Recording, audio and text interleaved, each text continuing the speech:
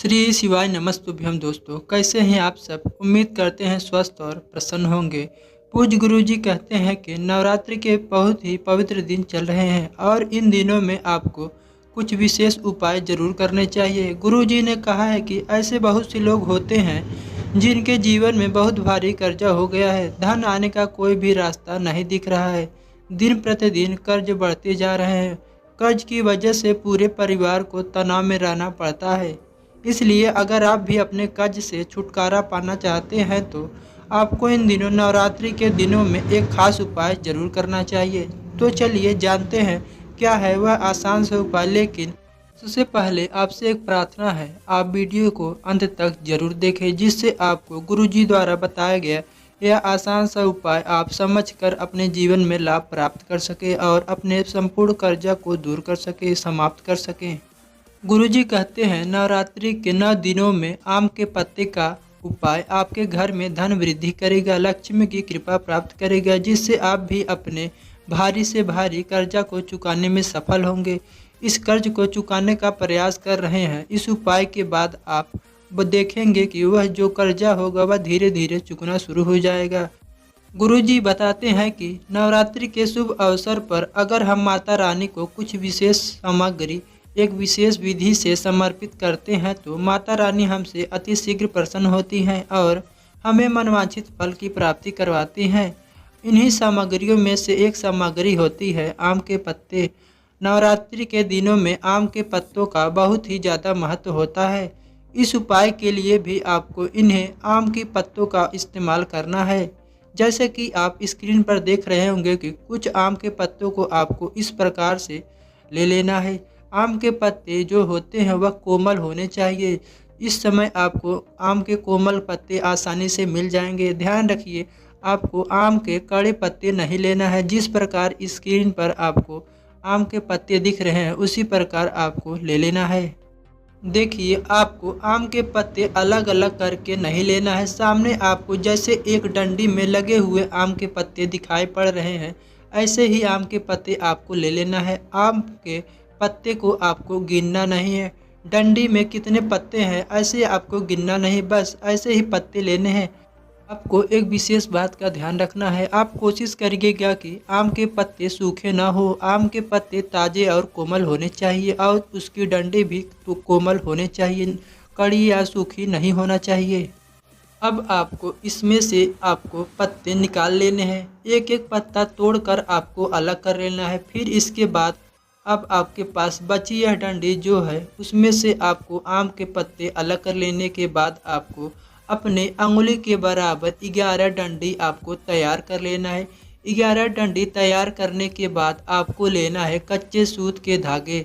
आप कच्चे सूत के धागे पूजा वाली दुकान के से आप ले सकते हैं। जो पीपल के चारों तरफ बांधा जाता है वही कच्चा सूत आपको ले लेना है। और जो 11 आम की डंडी है उसी डंडी को आपको कच्चे सूत के धागे से आपको एक साथ बांध लेना है। जैसा कि आप स्क्रीन पर देख पा रहे होंगे उसी प्रकार से आपको बांध लेना है कच्चे सूत के धागे 11 आम की डंडी। और आपको एक कटोरी में थोड़ा सा शहद लेकर चले जाना है भोलेनाथ के शिवालय। और शिवालय में पहुंचने के बाद आपको जो लकड़ी लिए हैं आपको इन टुकड़ों के एक तरफ के हिस्से को आपको शहद में डुबो देना है। किसी भी एक हिस्से को आप शहद में डुबो देंगे। अब आपको यही आम की लकड़ी को जो आप लिए हैं शहद वाले हिस्से को माता अशोक सुंदरी की तरफ करके आपको शिवलिंग पर जो त्रिपुंड बना होता है उसके ऊपर आपको समर्पित कर देना है। समर्पित करते समय आपको श्री शिव महापुराण के मूल मंत्र श्री शिवाय नमस्तुभ्यम का स्मरण करते हुए अपनी मनोकामना कह देनी है। आपको कम से कम 11 बार श्री शिवाय नमस्तुभ्यम का स्मरण करना है, फिर अपनी मनोकामना कहनी है। या फिर जिस संस्था से आपने कर्जा लिया है, जिस व्यक्ति से आपने कर्जा लिया है और जितना भी कर्जा लिया है उसका मन ही मन अपनी स्मरण में कर लेंगे। और अगर आपका कोई व्यक्ति पैसा लेकर भाग गया हो या उसका भी आप स्मरण कर लेंगे। मन ही मन उसका स्मरण करते हुए बाबा से बड़े ही प्रेम भाव से उस कार्य को जल्द से जल्द, उस कर्जे को जल्द से जल्द उतारने की आपको प्रार्थना करनी है। उसके बाद आपने शिवलिंग पर जो लकड़ी रखा है, जिधर आपने शहद लगाया है, धीरे धीरे कुछ शहद शिवलिंग से नीचे बहना शुरू हो जाएगा।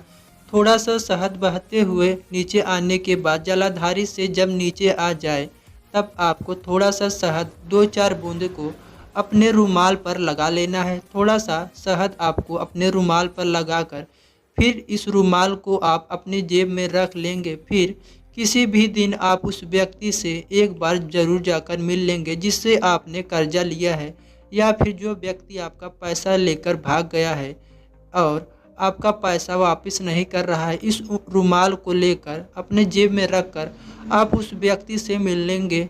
अगर आपने किसी बैंक से पैसा लिया है तो फिर आपको एक बार बैंक चले जाना है, लेकिन आपको इस बात का विशेष ध्यान रखना है कि जब भी आप बैंक जाए या उस व्यक्ति के पास जाए तो यह रुमाल आपकी जेब में ही रहना चाहिए।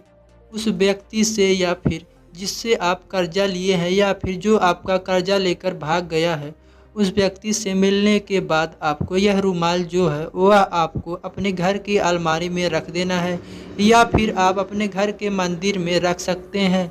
जब तक आपका कर्जा नहीं उतर जाता तब तक आपको यह रुमाल अपने पास रखना है। फिर उसके बाद इस रुमाल को आप कहीं भी विसर्जित कर सकते हैं। गुरुजी कहते हैं कि आप नवरात्रि के 9 दिनों में से किसी भी दिन कर सकते हैं। पूरे दिन में सुबह से लेकर शाम तक जब भी आपको टाइम मिले तब आप इस उपाय को कर सकते हैं। समय की कोई पाबंदी नहीं है। पूज्य गुरुजी कहते हैं कि जिनके जीवन में कर्ज को लेकर बहुत ज़्यादा टेंशन में, बहुत ज़्यादा तनाव में जीवन बीत रहा है, इस उपाय को इस नवरात्रि के दिनों में ज़रूर करना चाहिए। लाभ अवश्य ही मिलेगा। इसी के साथ आपको इस नवरात्रि में कुछ ऐसे कार्य करने हैं जो आपको साक्षात माता रानी की कृपा प्राप्त करवाएंगे।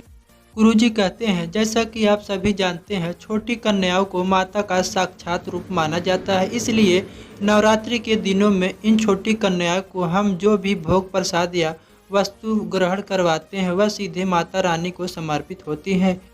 गुरुजी आगे कहते हैं कि नवरात्रि के दिनों में कन्या पूजन का सबसे ज़्यादा महत्व होता है, इसीलिए कन्या का पूजन जरूर करना चाहिए और उन्हें भोग प्रसाद या अन्य कोई वस्तु उनका जो प्रिय है उन्हें जरूर समर्पित करना चाहिए, देना चाहिए।